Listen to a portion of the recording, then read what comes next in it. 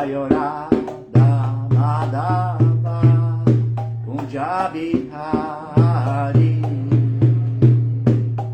Jaya Radha Madhava Kunja Bihari Gopi Jana Vallabha Girivaradhari Jaya Gopi Jana Vallabha Girivaradhari Yashodanandana Brajajana Ranjana Yashodanandana Brajajana Ranjana Jamuna Tira Vanachari Jamuna Tira Vanachari Jaya Radha Madhava Kunja Bihari Jaya Gopi Jana Vallabha Girivaradhari Yashodanandana Brajajana Ranjana Jamuna Tira Vanachari Jamuna Tira Vanachari Jaya Radha Madhava Kunja Bihari Jaya Radha Madhava Kunja Bihari Jai Grantara Srimad Bhagavatam Ki Jai. Isso é um salve, né, para a leitura do Srimad Bhagavatam. Então, Jaya, glórias, salve. Jaya, Srila Prabhupada. Então, bom dia você que se conecta aqui comigo através da ISKCON Rio de Janeiro, tanto pelo canal do Facebook quanto pelo canal do Instagram. Temos aqui a Catarina presente, bem-vinda. Pessoal aqui do Face também chegando. E vamos dar início então à leitura do quarto canto do Srimad Bhagavatam, capítulo 1, intitulado Árvore Genealógica das Filhas de Manu. Eu vou ler os versos do 24 ao 27, tá? Então vamos lá, hoje é sexta-feira, 19 de junho de 2022. Meu nome é Mahaprabhu Kripadasa. Olá, Catarina, obrigado, tá? Tenha gostado do canto. Bom trabalho. Bom trabalho e já um bom final de semana, que estamos aí na sexta-feira, não é verdade? Então vamos lá. Om Namo Bhagavate Vasudevaya. Om Namo Bhagavate Vasudevaya.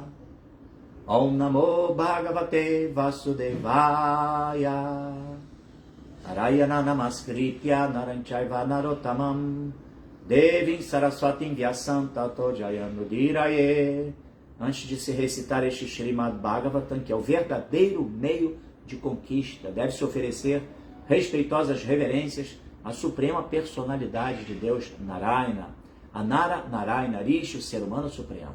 Reverências à Mãe Saraswati, a deusa da sabedoria, a Srila Vyasadeva, o compilador dos Vedas. Reverências também a Srila Prabhupada, o compilador, aliás, o propagador. Então esse canto, Catarina, se você estiver ainda aí conectada, ele remete aos passatempos transcendentais da suprema personalidade de Deus, com a sua principal, assim, associada, que é Shrimati Radharani. Radha Madhava, né? Madhava é um nome de Krishna também, então é Jaya, glórias a Radha, Jaya Radha, né? Shrimati Radharani, que é a manifestação da potência interna de prazer de Deus. Isso notabiliza como a sua principal serva amorosa. Serva no sentido de servir amorosamente, né? Amor significa atitude amorosa, não é isso? Servidão. Pessoa que ama, serve. Então é uma serva amorosa, a mais elevada serva amorosa de Krishna. Um dos nomes de Krishna é Madhava. Então, Jayarada Madhava, Kunjabihari, que executam passatempos ali, enfim, às beiras do Jamuna, Jamuna Tiravanachari, ali às beiras da floresta de Vrindavana e do Jamuna, do rio Yamuna. Então essa é assim uma canção, um mantra que Srila Prabhupada sempre entoava antes de iniciar as leituras, né, suas palestras.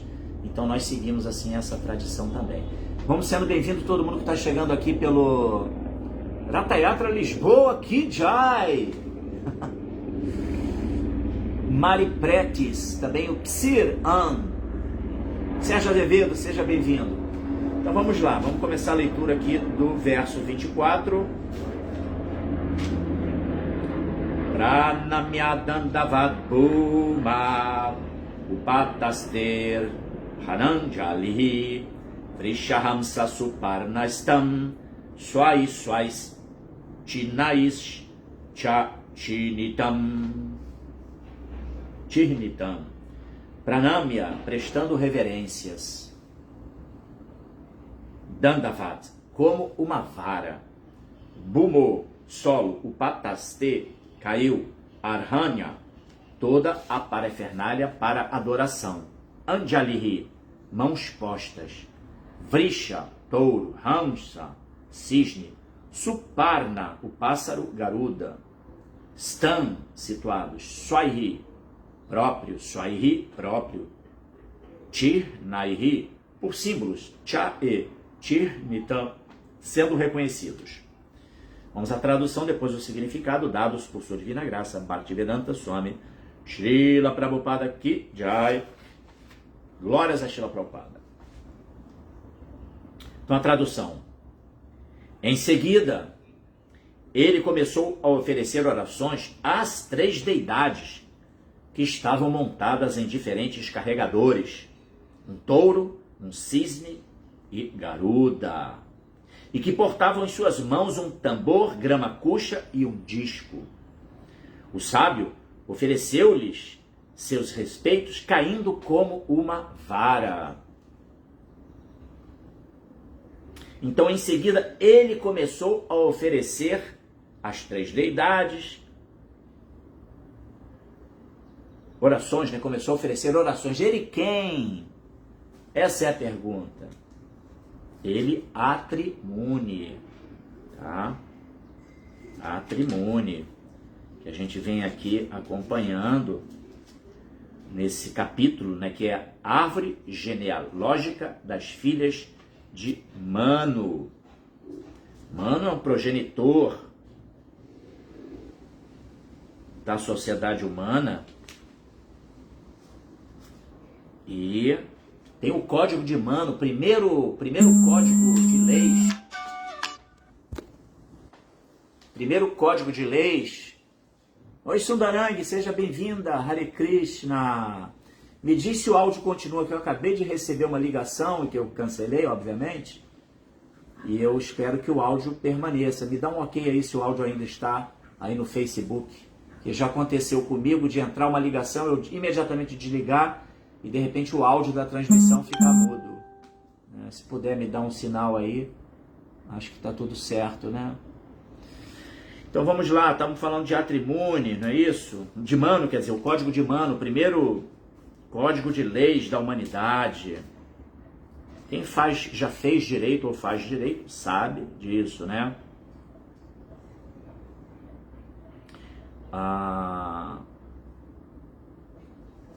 Então, Atri Muni casou com uma das filhas de Kardama Muni e Devahuti, né? Kardama Muni e Devahuti geraram 9 filhas.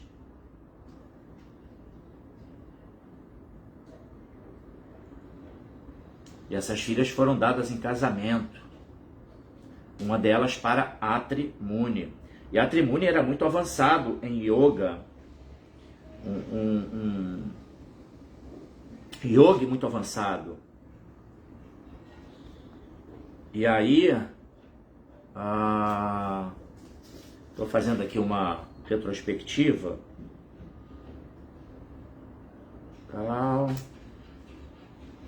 Aí tem um momento aqui em que a Atrimune, Anasuya, a esposa de Atrimune, que deu à luz a 3 filhos famosos, Soma, Dattatreya e Durvasa.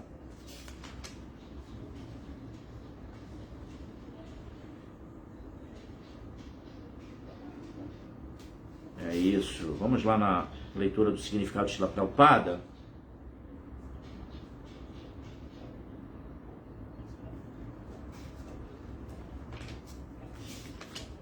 Então vamos lá. Danda significa um bastão comprido e Vat significa como. Danda Vat, como um bastão comprido. É um tipo de reverência que os devotos transcendentalistas oferecem a pessoas que são honradas e que merecem respeito, honradas devido à seu grande avanço espiritual. Hoje em dia as pessoas têm muito, por exemplo, esse tipo de reverência na qual nós nos abaixamos e colocamos a cabeça no chão, aquela posição assim, você flexiona os joelhos, né? E desce o peito e bota a cabeça no chão, um tipo de reverência. E tem Dandavata, que é você se deitar no chão totalmente esticado. Então esse tipo de reverência é uma maneira de você, assim, mostrar seus respeitos. Oi, meu querido, alguma coisa? Não, ainda não. Pago, mas daqui a pouquinho. Então esse tipo de reverência é uma reverência que demonstra ali você quer pegar as bênçãos daquela pessoa exaltada, avançada espiritualmente. Então, colocar a cabeça no chão é algo assim que normalmente as pessoas, né? Elas... obrigado, que o som está bom. Obrigado. Graças a Deus. Otávio Daniel de Asuidassa, bem-vindo. Bactinval. Aqui também, esse Ratayata Lisboa. Que bom. Sinishinra está aí na conexão, não é o Sinishinra não? Ratayatra Lisboa, se ouve bem? Obrigado pela também. E a Kellen Psico, desculpa. Também a Unal Mãe num Corpo. Unal Mãe num Corpo. Que legal, pessoal se conectando para ouvir então o Srimad Bhagavatam. Vamos em frente. Então, voltando ao ponto, né? É muito comum pessoas falarem, eu vou baixar minha cabeça para alguém. E pessoas que são avançadas espiritualmente são dignas, sim, das nossas reverências. E é interessante que, inclusive, naquela reverência em que você flexiona os joelhos, desce o peito e bota a cabeça no chão, o que isso representa? Representa que o seu coração fica... É a única posição que o coração fica acima do racional da mente, racional da inteligência. Né? A cabeça, que representa nossa inteligência, nossa mente, ela vai para um nível abaixo do coração, ou seja, o amor, né? O coração, a emoção, claro, devidamente orientada, ela fica acima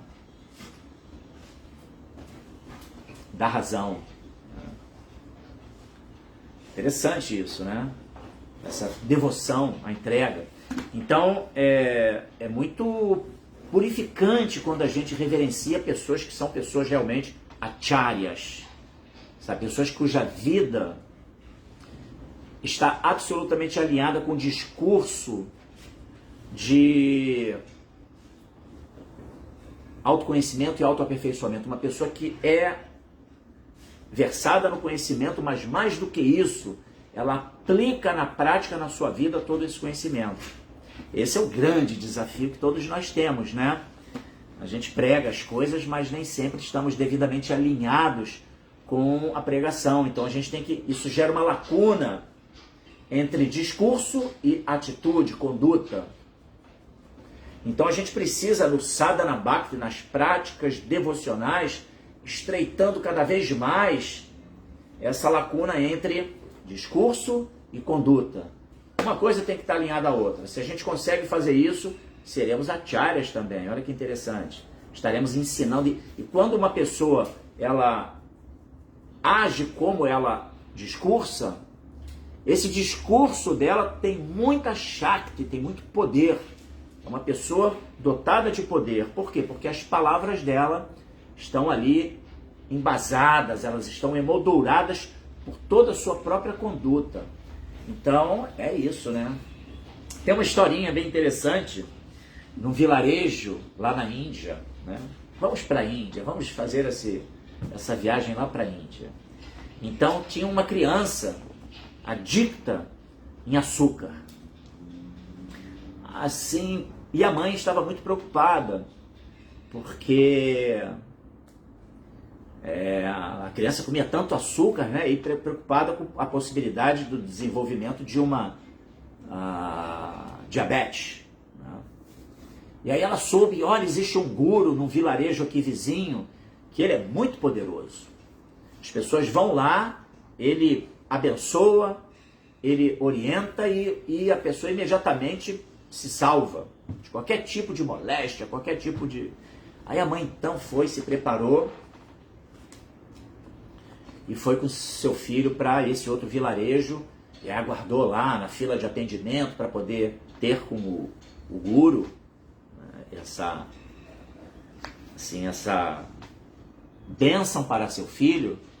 E aí quando chegou, na sua vez, elas entraram lá no ashrama do guru, no aposento do guru, e aí o guru olhou e ela falou, olha, meu filho come muito açúcar, eu estou muito preocupada, por favor, me dê um mantra, dê uma bênção, alguma coisa que faça ele perder esse interesse pelo açúcar. Aí o guru olhou assim e falou, olha, retorne daqui a um mês.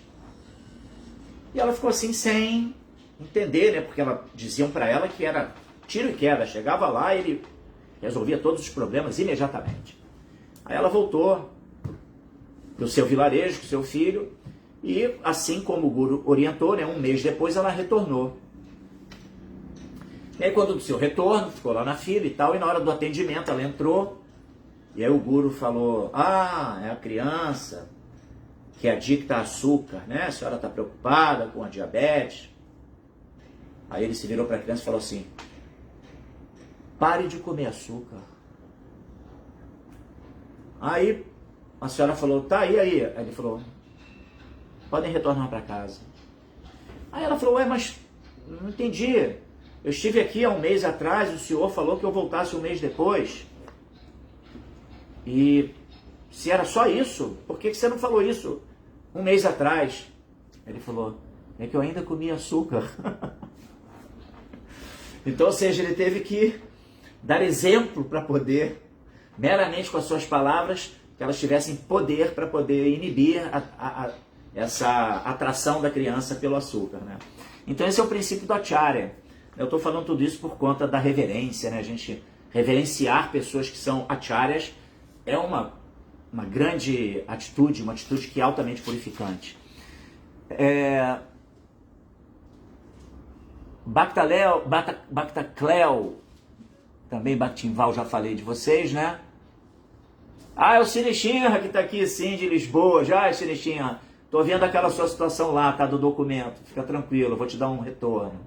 E a Ciárias.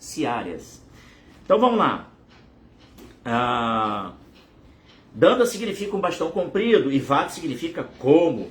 Ante um superior deve-se cair ao solo, exatamente como uma vara. E esse tipo de oferecimento de respeito chama-se Dandavat. Atri Rishi ofereceu seus respeitos às três deidades dessa maneira. Elas foram identificadas por seus diferentes carregadores e diferentes representações simbólicas. Aqui no verso faz essa referência, né, aos carregadores de cada uma dessas deidades. São as Trimurtis, né? Brahma, Vishnu, Brahma e Shiva. Tá? Então, a este respeito, afirma-se aqui que o Senhor Vishnu estava montado em Garuda. É o carregador de Vishnu, é Garuda, é um pássaro, assim, né, transcendental, chamado Garuda, o carregador do Senhor Vishnu. Um grande pássaro aquilino, e trazia em sua mão um disco, Brahma estava montado em um cisne e tinha em sua mão grama kusha. Grama kusha é um tipo de grama, é onde se deve, por exemplo, quando os sábios se encontram às beiras, nas florestas, né? Na época lá em Bharatavarsha, né? Naquele local conhecido hoje como Índia.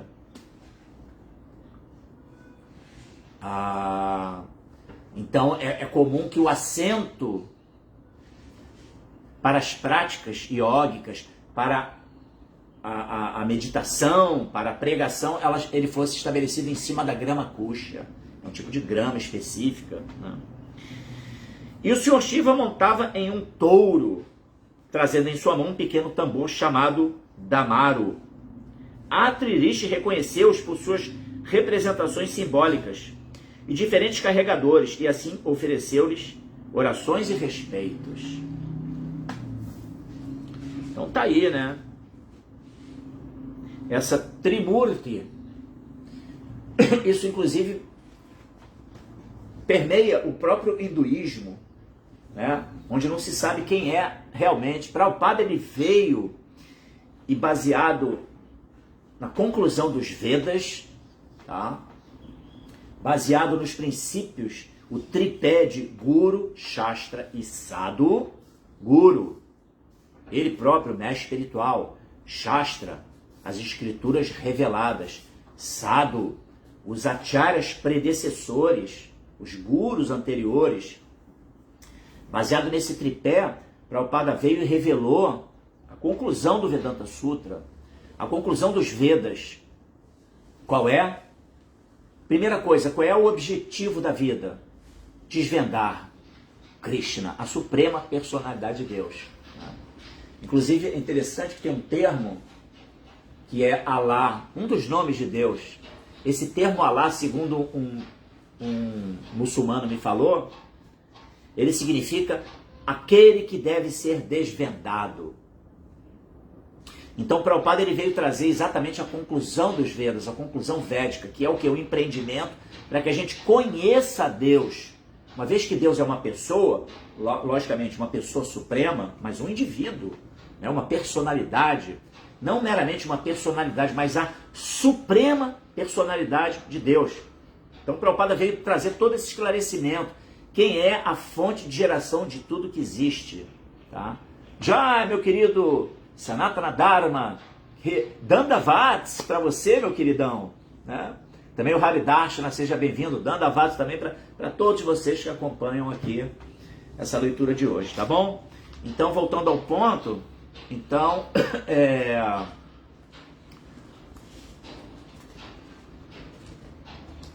estava falando das Trimurtis, né? Existe essa confusão de quem é de fato aquele que deve ser desvendado, que é a fonte de geração de tudo que existe. Aham sarvasya prabhavo, mata sarvam pravartate, iti matoaba janteman, Buddha bhava samam vitaha. Krishna fala, né? Verso 8 do capítulo 10 da Bhagavad Gita. Eu sou a fonte de geração de todos os mundos espirituais e materiais. Tudo emana de mim.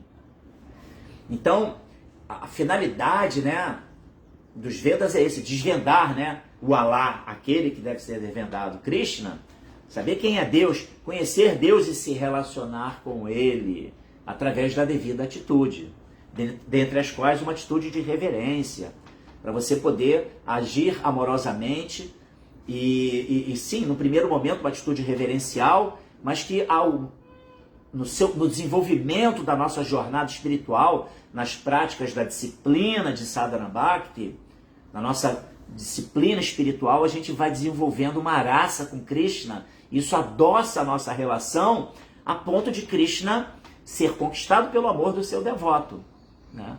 Então, a ideia dos Vedas é essa, é revelar quem é verdadeiramente o Big Boss de toda a manifestação cósmica material e além da manifestação cósmica material do mundo, do plano do absoluto, do mundo espiritual. E segundo a conclusão dos Vedas, baseado no tripé que eu falei, Guru, Shastra e Sadhu, quem é? Chama-se Krishna. Essa é a suprema personalidade de Deus, de onde tudo se origina. A partir dele, O Adi Purusha.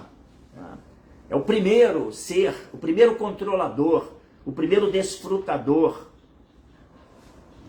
É aquele que cria tudo, aquele que é o começo de tudo e não tem começo. Olha que paradoxo, né? Esse é Krishna, sempre existente, sempre pleno, tá? Então a finalidade dos Vedas, mas sim, aí dentro, por exemplo, o hinduísmo é uma religião mundana, porque ela se contamina uma série de aspectos territoriais, locais, como é que se fala? Contaminação mundana, né? De uma má interpretação dos textos védicos, e aí eles fazem uma miscelânea e chamam muitos deuses como se fossem os deuses supremos. Aí alguns acham que Shiva é o Deus Supremo, alguns acham que Brahma é o Deus Supremo, e aí outros não, é Vishnu. E na verdade Vishnu é apenas o Deus trabalhador, que vai empreender para a criação de toda a natureza material, de todo o cosmos material. Os universos materiais, eles surgem a partir de Mahavishnu, ou Karana, ou Dakashai Vishnu, que na verdade é uma expansão de Krishna direta. É um Vishnu Tattva. E sim, e antes mesmo de Mahavishnu tem Krishna, já que está lá no mundo espiritual, completamente absorto nos seus relacionamentos espirituais com seus associados. Mas em última análise, saber quem é verdadeiramente a fonte de tudo, esse é o objetivo. E no caso da Trimurti, o mais importante é Vishnu, claro, porque ele já é uma representação direta de Krishna, uma expansão direta de Krishna. Não é isso? O Sr. Shiva já é um Rudra Shakti, né? Porque Vishnu, ele é Vishnu Shakti, Vishnu Tattva. Vishnu Shakti, ok? O Sr. Brahma é uma Diva Tattva, né? Ou uma Diva Tattva. E Shiva é Rudra Tattva.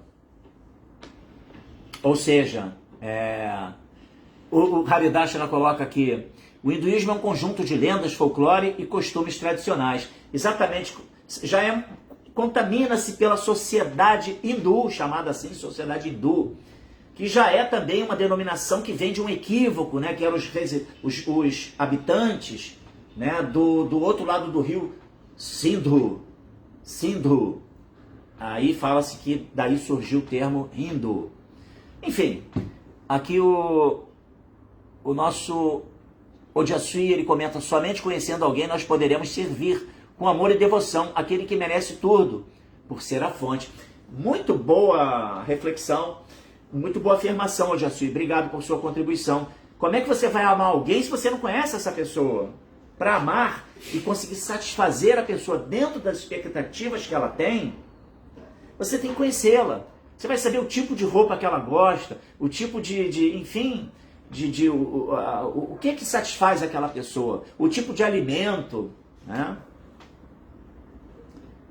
E quando você conhece a pessoa, você vai dar um presente para ela, você tem a referência de satisfazê-la apropriadamente, porque você a conhece. Então, para amar a Deus, a gente tem que cumprir uma jornada na qual a gente vai desvendando quem é essa pessoa suprema, conhecendo ele, e ele vai se revelando, sim. E através dessa relação mútua, recíproca, uma via de mão dupla, a gente vai entendendo Krishna e vamos nos adequando de maneira apropriada para servir e satisfazê-lo, né?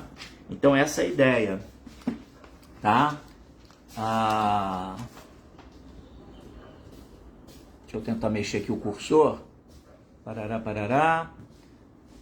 Jadson Bezerra, bem-vindo. Aeroci, enfim, não sei. Vamos lá, continuando a leitura aqui. Vamos ao verso 25, que a gente vai até o 27, tá? O 25 tem um significado muito pequeno e depois 26 e 27 conectados, tá? Kripa Valokena Hasad Vadaneno Palambitam Tarochisha Pratihate Nimilya Munir Akshini. Kripa Avalokena, olhando com misericórdia, Hasad, sorrindo, Vadanena, com rostos, o Palambitam, parecendo muito satisfeito, Tat, deles, Rotisha, pela refulgência deslumbrante, Pratihate, sendo ofuscados, Nimilya, fechando, Muniri, o sábio, Akshini, seus olhos. Tradução e depois o significado dados por sua divina graça. Bhaktivedanta Swami Srila Prabhupada aqui, Jai. Tradução.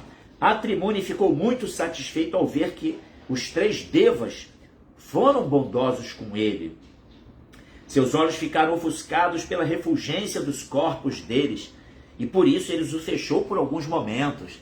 Corpos brilhantes, né? Imagine você ver o próprio Senhor Vishnu, Shiva, Brahma, são assim seres muito iluminados, entendeu? E portanto tem uma refulgência que emana dos seus corpos, tá? Significado: uma vez que as deidades estavam sorrindo, ele pôde compreender que elas estavam satisfeitas com ele.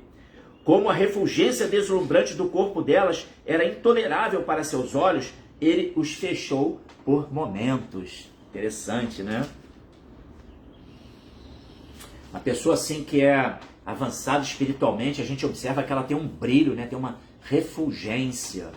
Isso é bem comum, assim, a gente vê assim. Imagine Prabhupada, você ver Prabhupada pessoalmente. Prabhupada era absolutamente refulgente, entendeu?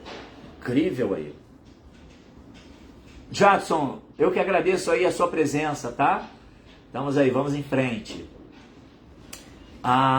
E fiquem à vontade para trazer reflexões, comentários, para agregar, né, para que a gente possa ampliar cada vez mais o nosso campo de percepção dos significados Bhaktivedanta de Srila Prabhupada, aqui do Srimad Bhagavatam, 4º canto, capítulo 1, intitulado Árvore Genealógica das Filhas de Manu. Tá? Eu estou lendo os versos do 24 ao 27. Vamos agora aos versos 26 e 27. Também a Malaquias Vieira. Malaquias Vieira, bem-vindo. Chetastat pravanam junjam astavitsam hatanjalihi shlakshnaya suktaya vacha sarvaloka gariyasa atrir uvacha Vishod Bhavastiti Layeshu Vibhaja Manair Mayagunair Anuyugam Vigrihita Dehaha Te Brahma Vishnu Girisha Pranatosmi Ahamvas Te Byakaeva Bhavatam Maiho Pahutaha Chetaha coração, Tat Pravanam, fixando-se neles, Yunjam, fazendo Astavit, ofereceu orações. Samhata Anjalihi, com mãos postas, Shlakshnaya, extáticas, Shuktaya, orações, Vacha, palavras, Sarvaloka, em todo o mundo, Gariyasaha, honráveis, Atri Uvacha, Atri disse, Vishwa, o universo. Prabhupada ele recebeu agora uma condecoração, uma honraria, no último Maha Kumbhamela que teve, que ele foi denominado por todas as linhas espirituais da Índia como o Vishwaguru. Vishwa, como eu li aqui, quer dizer o universo. Então Prabhupada foi denominado por todas as linhas espiritualistas da Índia como o Vishwaguru, o guru do mundo todo, do universo todo. E de fato, Prabhupada, segundo os Vedas, ele é um Shakti Avesha Avatara. Ele é uma alma, naturalmente um Nitya Siddha, né? Uma alma pura, absolutamente autorrealizada, que estava lá no mundo espiritual e que recebeu uma missão e veio dotado de potência, né? de Shakti, Avesha, dotado dessa Shakti, dessa potência. Avatar, aquele que cruza de um plano superior e vem para um plano inferior, ele vem para cumprir uma missão divina, uma missão de Deus, assim como Jesus Cristo, também um Shakti Avesha Avatara. Então, devido aos seus esforços, a todo o seu empreendimento, toda a Índia reconheceu que Prabhupada, ele é o Vishwaguru, o Guru do universo inteiro. E segundo os Vedas, Prabhupada é o Guru para os próximos 10 mil anos, entendeu? Ah, mas Prabhupada não está mais aqui no planeta, como é que é isso? Prabhupada está sim no planeta. Ele está, através dos seus livros, do seu conhecimento e dos Prabhupada Nugas autênticos, seguidores de Prabhupada, que seguem a orientação de Prabhupada e que repetem, né, com potência os ensinamentos de Prabhupada. Por que repetem com potência? Porque seguem estritamente as regras e regulações. E, portanto, assim eles estão iluminados, eles são dotados de poder por Prabhupada para continuarem a missão de Prabhupada. E Prabhupada se faz presente, sim. E Prabhupada falou, se você quiser me conhecer, leia os meus livros. Então, Jadson, fique muito à vontade, tá? Você vai ter que carregar o celular. Cante o Mahamantra, muito bom, isso mesmo. E depois fica aí gravado no Instagram. Você ouve depois a continuação, tá bom? Obrigado aí por sua presença. Então, é isso. Então, as escrituras védicas, elas descrevem que alguém iria cruzar lá do Oriente para o Ocidente, iria transmitir todo o conhecimento dos Vedas, em dado momento, empoderado por Deus. Isso está descrito num dos Puranas, se eu não me engano. Agora eu não me recordo exatamente qual é a escritura. Ou seja, ali fazendo essa premonição, né, da vinda de um grande guru. É Prabhupada. Então vamos lá. Udbhava, criação, Sthiti, manutenção, Layeshu, na destruição, Vibhajamanaihi, dividindo-se, Maya Gunaihi, pelos modos externos da natureza. Anuyugam, segundo diferentes milênios, Vigri Rita, aceitaram Dehaha, corpos, eles, Brahma, Senhor Brahma, Vishnu, Senhor Vishnu, Giri Shaha, Senhor Shiva, Pranataha, prostrado, Asmi, estou, Aham, eu, Vaha, a voz, Tebyaha, deles, Kaha, quem, Eva, de certo, Bhavatan, de vós, me por mim, Iha, aqui, Upahutaha, chamados. Tradução. Mas, uma vez que seu coração já estava atraído pelas deidades, de alguma forma ele recobrou seus sentidos e, com mãos postas e palavras doces, começou a oferecer orações às deidades predominantes do universo. A Trimurti, né? Vishnu, Brahma e Shiva, que controlam os três modos da natureza material. Ignorância, Shiva, paixão, Brahma e bondade, o Senhor Vishnu. Haribol, Marina, cigana, seja bem-vinda. Hare Krishna. Então,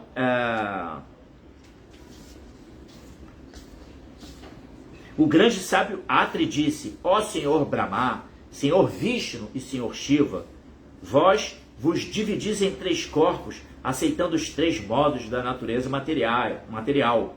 Como fazeis em todo milênio para a criação, manutenção e dissolução da manifestação cósmica. Ué, a Marina falou aqui que está sem som. Acho que é no seu telefone, porque, pelo que eu estou entendendo, o som está fluindo aqui no Instagram. Sempre tem uma história, né? Vamos em frente. Eu estou pelo Facebook também, tá? Pelo Facebook da ISKCON Rio de Janeiro. ISKCON RJ. Facebook, tá? Então vamos lá, continuando. Ofereço minhas respeitosas reverências a todos vós, tomando a liberdade de perguntar qual de vós três eu chamei em minha oração. Olha que interessante.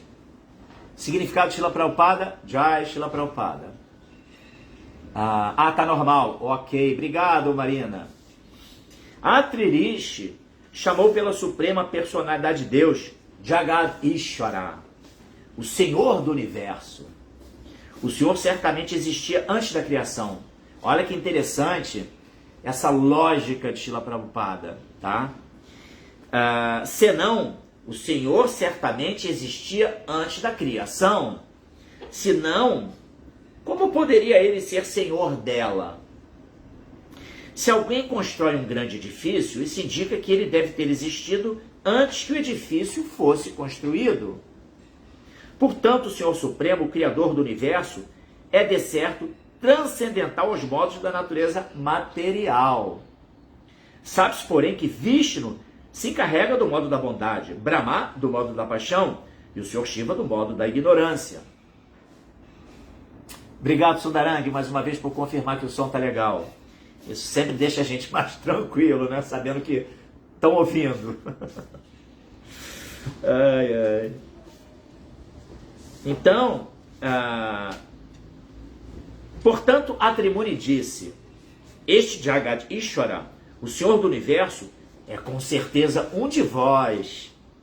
Mas, como 3 de vós apareceram, não posso reconhecer quem chamei. Todos vós sois muito bondosos. Por favor, deixai-me saber quem é realmente Jagadishvara, o Senhor do Universo. Caramba, muito legal, né?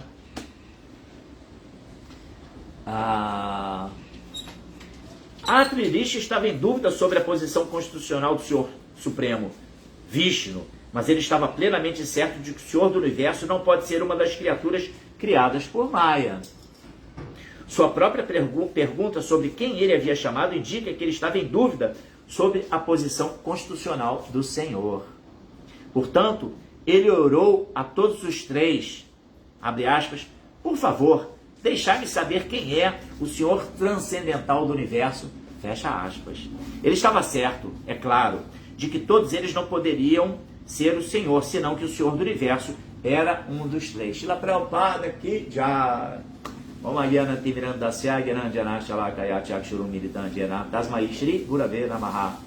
nasci na mais obscura região da ignorância, mas o meu mestre espiritual está abrindo os meus olhos com a archote do conhecimento, portanto ofereço-lhe as minhas mais humildes e respeitosas reverências. Namaon Vishnupadaya Krishna Prestaya Bhutale Srimate Bhaktivedanta Swami Niti Namine Sirupa Sisanatana Bhattaragunata Sidiva Gopal Bhattadasa Ragunata Sadhu Goswami Prabhuski Jai Vanchakal Pattarubhyascha Kripa Sindhu Bhyaevacha Patitanam Pavanebhyo Vaishnavebhyo Namo Namaha. Ofereço as minhas mais humildes, respeitosas reverências a todos os devotos Vaishnavas, devotos puros do Senhor que estão cheios de compaixão por nós, almas caídas, e que são assim como as árvores dos desejos, pois são capazes de satisfazer os desejos de todo o mundo.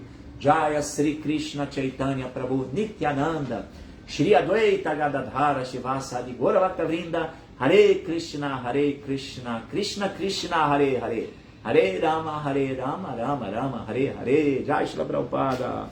Então, repetindo aqui os versos, eu vou repetir só as traduções, tá, gente? Porque já são 8h44. Então, o verso 24.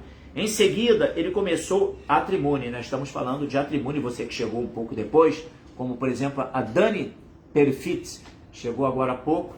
Então, vou ler aqui as traduções, tá? Em seguida, ele começou a oferecer orações às 3 deidades, que estavam montadas em diferentes carregadores, um touro, um cisne e garuda, e que portavam em suas mãos um tambor, grama-cuxa e um disco. O sábio ofereceu-lhes seus respeitos, caindo como uma vara. Atrimuni ficou muito satisfeito ao ver que os 3 devas foram bondosos com ele. Seus olhos ficaram ofuscados pela refulgência dos corpos deles, e por isso ele os fechou por alguns momentos. Mas, uma vez que seu coração já estava atraído pelas deidades, de alguma forma ele recobrou seus sentidos, e com mãos postas e palavras doces, começou a oferecer orações às deidades predominantes do universo. O grande sábio Atri disse: ó Senhor Brahma, Senhor Vishnu e Senhor Shiva, vós vos dividis em 3 corpos, aceitando os 3 modos da natureza material, como fazeis em todo milênio para a criação, manutenção e dissolução da manifestação cósmica. Ofereço minhas respeitosas reverências a todos vós, tomando a liberdade de perguntar qual de vós 3 eu chamei em minha oração. É um passatempo muito interessante de Brigu Muni. Brigu Muni é um grande asceta, um yogi, bastante poderoso. E aí ele estava assim numa assembleia de sadhus à beira do rio Saraswati. Isso é descrito no 10º canto do Srimad Bhagavatam. E esses sábios estavam ali indagando, mas quem é da Trimurti, né, dessa Trimurti, Vishnu, Brahma e Shiva, quem é realmente o mais, assim, compassivo, mais misericordioso? Ficou assim essa pergunta naquela assembleia de sadhus, de vedantistas, transcendentalistas, yogis, né, munis. E aí Brigu Muni foi designado para trazer essa resposta. Então ele foi lá para Brahmaloka.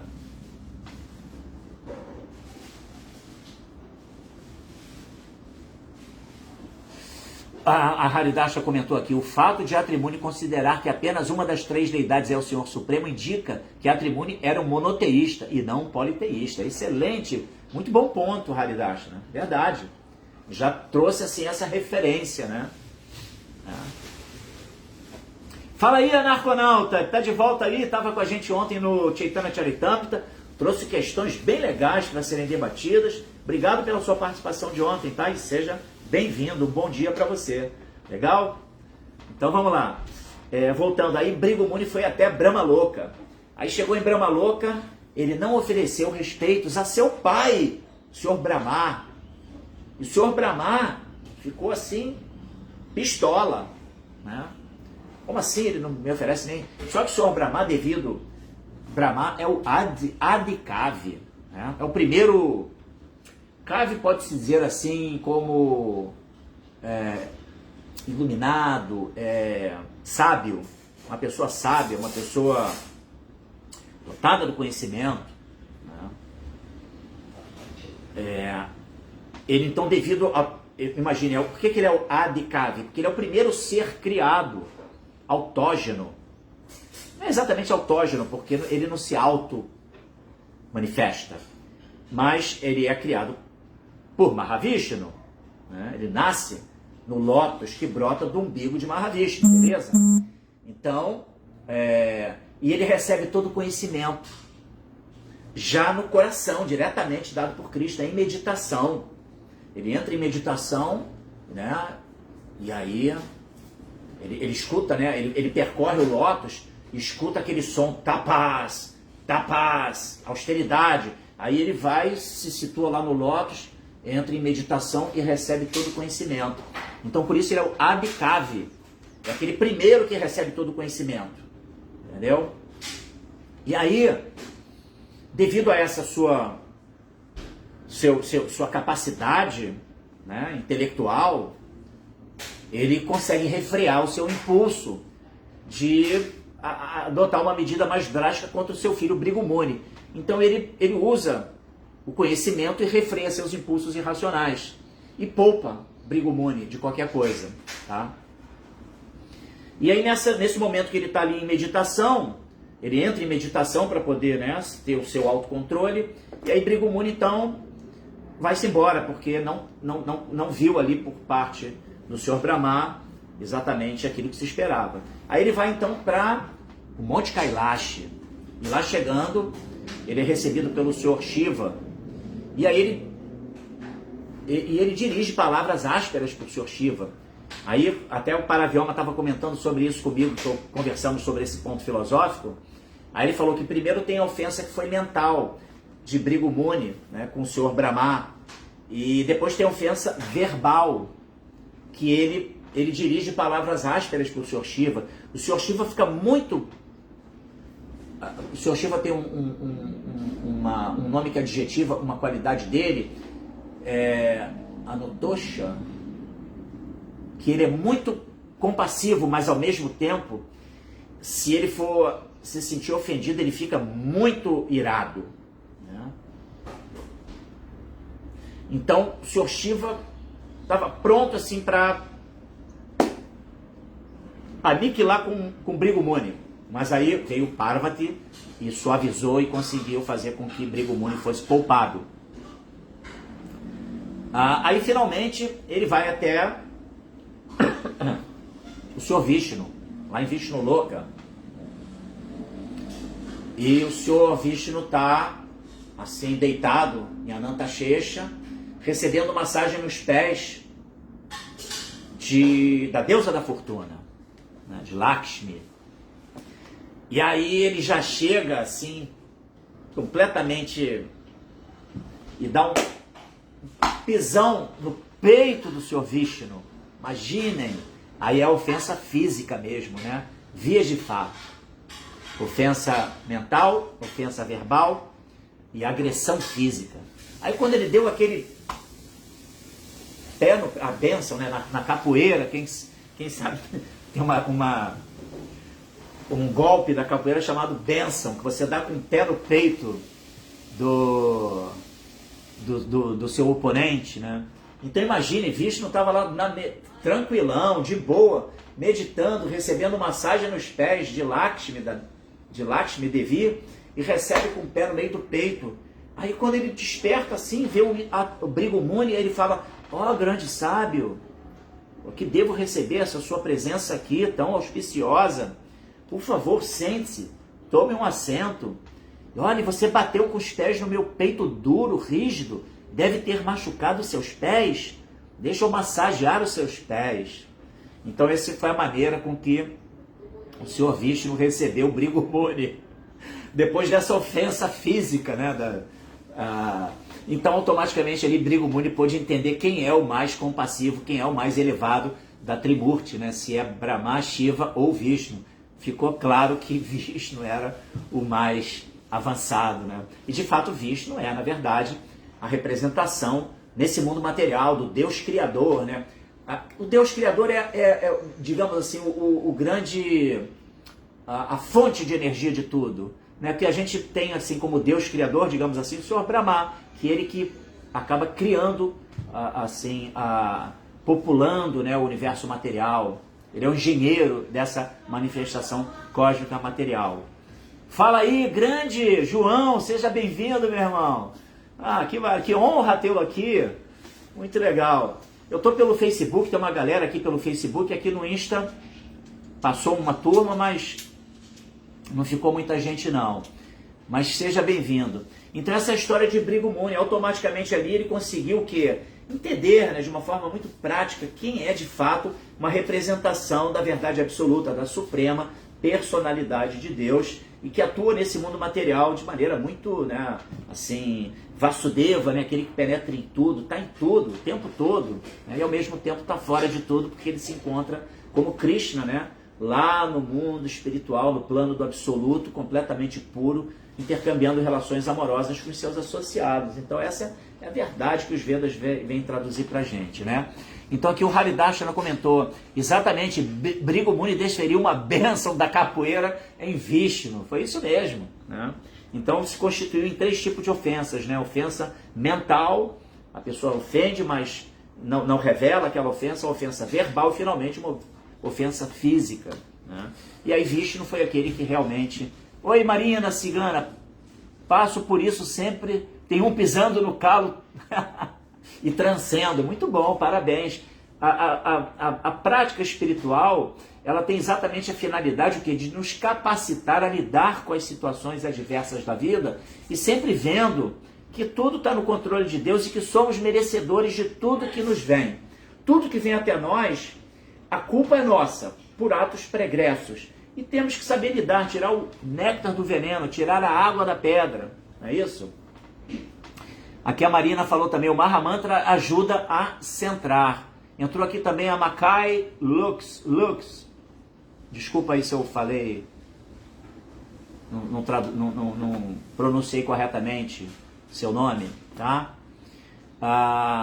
O Haridash, ela fala que fui mestre de capoeira, então está confirmado. É um acharya, não só na capoeira, né, Haridasha? Você é um acharya também, ensina através do próprio exemplo também na sua conduta devocional de vida espiritual. Hare Krishna. Então, gente, esse é um ponto filosófico bastante relevante, né? A gente entender quem é a fonte de geração de tudo que existe. Tá? Porque, por exemplo, a gente ouve falar que os muçulmanos eles estão dizendo que Deus é Alá. Aí tem os cristãos que não, Deus, que Jesus é o Filho de Deus. E quem é Deus? Aí você tem os judeus, né, que falam lá de Maomé, não é isso? Nós temos Jeová, o Todo-Poderoso. E aí tem os Hari, que estão falando de Krishna. Mas finalmente, quem é Deus? Na verdade, Deus é um só. E esses diferentes nomes de Deus são atribuídos a ele por diferentes culturas, que lhe atribuem diferentes nomes. Tá? E Deus ele é absolutamente inconcebível e dotado de todas as potencialidades. Ele é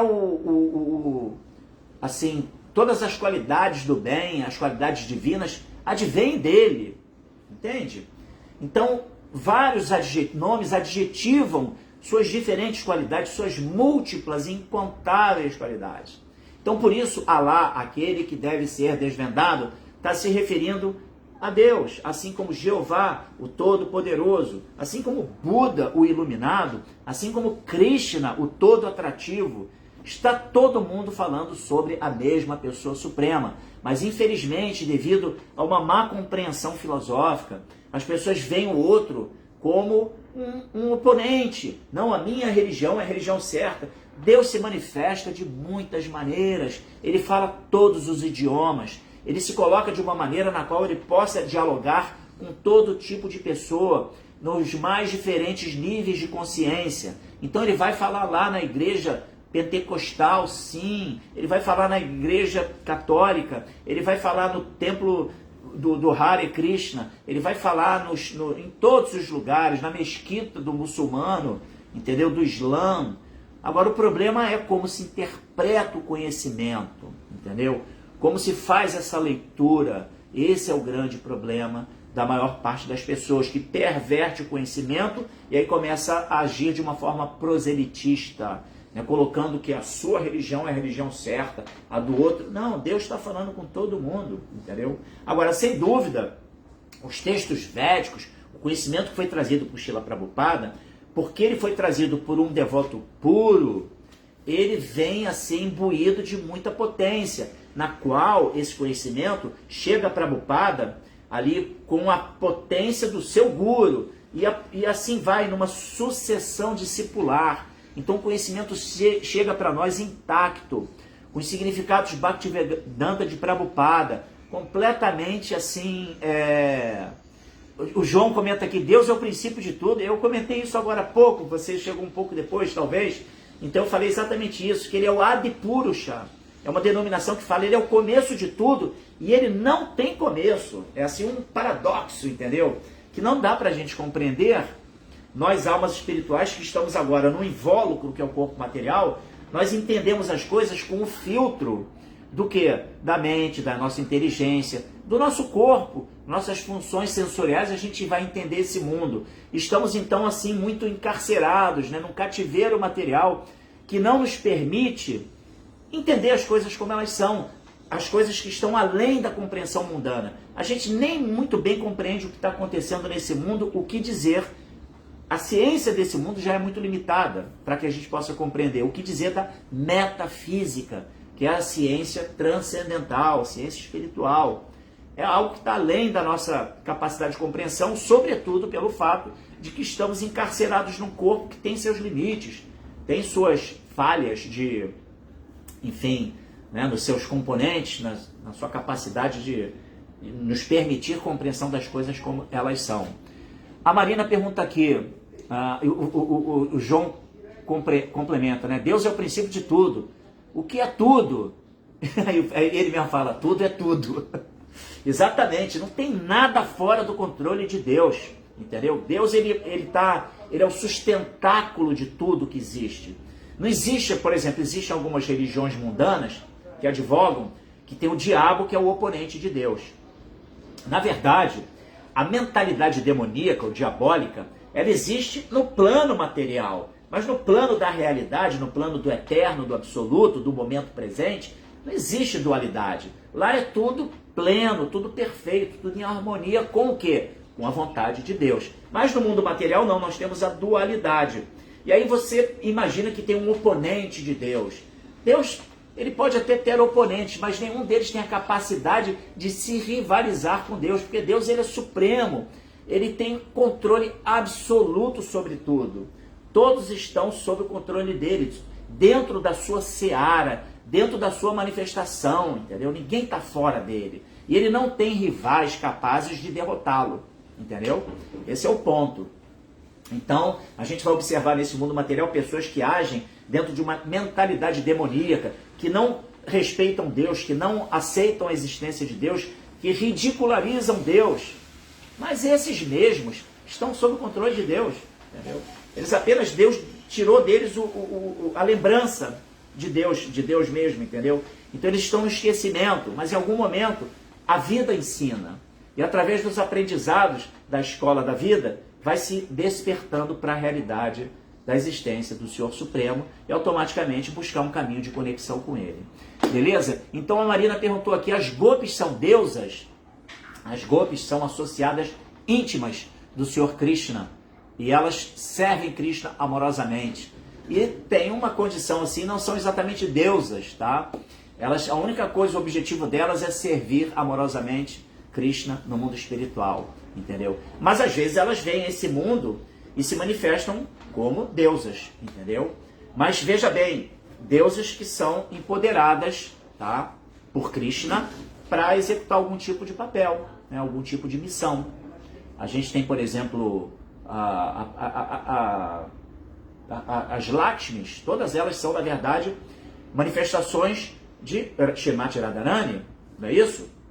E Shrimati Radharani, por sua vez, é a potência interna do prazer de Deus, né? Se manifesta como, é um ser que se manifesta a partir da potência interna do prazer de Deus. Quando ela se manifesta a partir de Krishna, ela passa a ter uma identidade, ela é um indivíduo também, e dela vem as Lakshmis. E aí você vai ter as deusas da fortuna, que são esposas do Senhor Narayana, que habitam os planetas Vaikunta, enfim, é por aí. Aos poucos você vai compreendendo mais e mais toda essa grande, esse entrelaço de seres divinos que habitam o mundo espiritual, que às vezes vêm nesse mundo material em missão, enfim. Acessória da divina luz, aqui a Marina Cigana comentou. E o Marcelo Magalhães chegou aqui e está falando: como conseguimos fortalecer nosso modo da bondade para que não sejamos afetados pelas maldades e malícias desse mundo? Ah, Marcelo, muito boa pergunta. A gente fortalece o modo da bondade através de Abhyasa e Vairagya. O que significa isso? Prática constante e desapego. Mas desapego do quê? Do que é desse mundo, das distrações desse mundo. Nos apegarmos àquilo que é real, o que é transcendental, o que é eterno, né? Relação com Krishna, prazer que advém da nossa relação com Krishna, que é superior aos prazeres sensoriais que a gente obtém através da fricção dos nossos sentidos, das nossas funções sensoriais com os objetos dos sentidos. O que significa isso, objetos dos sentidos? É tudo que está aí nesse mundão afora, tudo que pode ser tocado, que pode ser degustado, que pode ser visto, que pode ser ouvido, que pode ser sentido pelo olfato, né? Tocado pelo tato. Tudo que gera um prazer sensorial, isso são as atividades sensórias e que promovem um tipo de prazer, um prazer sensorial, né? Só que a vida espiritual, ela promove um tipo de prazer que está além desse prazer sensorial que satisfaz a mente, né? O prazer sensorial, ele traz o quê? Uma satisfação para a central dos sentidos, que está diretamente ligada às nossas funções sensoriais, que é a mente, que sente, pensa e deseja. Essas são as funções da mente, tá? Sentir, pensar e desejar. Então, como nós estamos aqui no Bahunan Jamananante, né? Milhares de vidas e nascimentos e mortes, vivenciando uma dinâmica de existência que está pautada em ter prazer sensorial, a gente tem a natural tendência a viver sob essa perspectiva. Então a nossa mente é muito poderosa, é muito forte em quê? Em estabelecer como meta da vida, gratificação dos sentidos. Porque por vidas e vidas e vidas, ela sente, pensa e deseja baseado em quê? Em prazer sensorial, em gratificação dos sentidos. Vida mundana. Né? E aí o que acontece? A vida espiritual é você nutrir a inteligência. Tá? Como é que você se estabelece no modo da bondade? Disciplina. Entendeu? Prática devocional. Buscar as boas associações. Estar sempre no Shravana, ouvindo os tópicos sobre Krishna e sobre o conhecimento espiritual.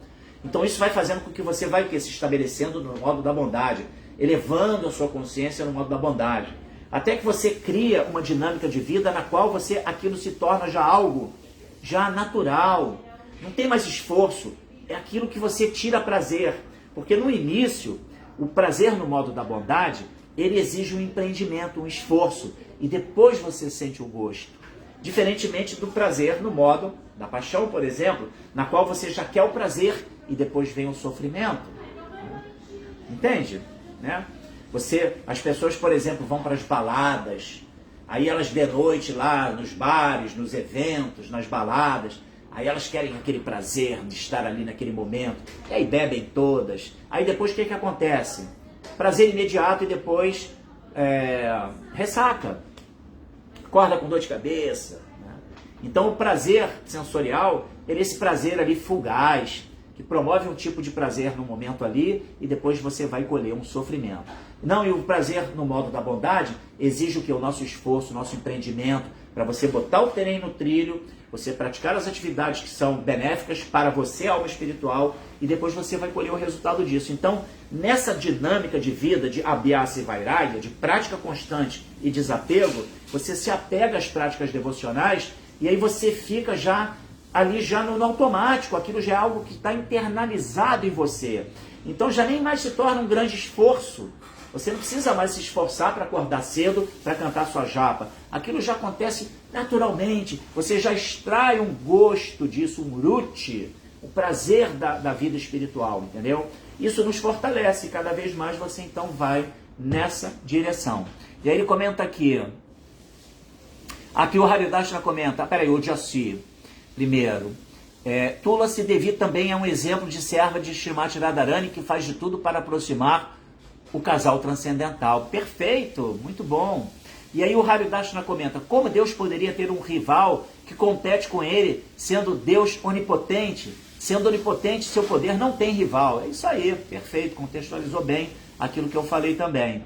Aí o Marcelo fala aqui, aliás, da capoeira também podemos treinar a esquiva para sair da frente dos golpes perigosos dessa vida. Muito boa analogia. Perfeito, Marcelo. E o Haridashna fala, o prazer material é Chapala-sukha, ou seja, prazer oscilante, porque a mente rejeita aquilo que ela aceitou.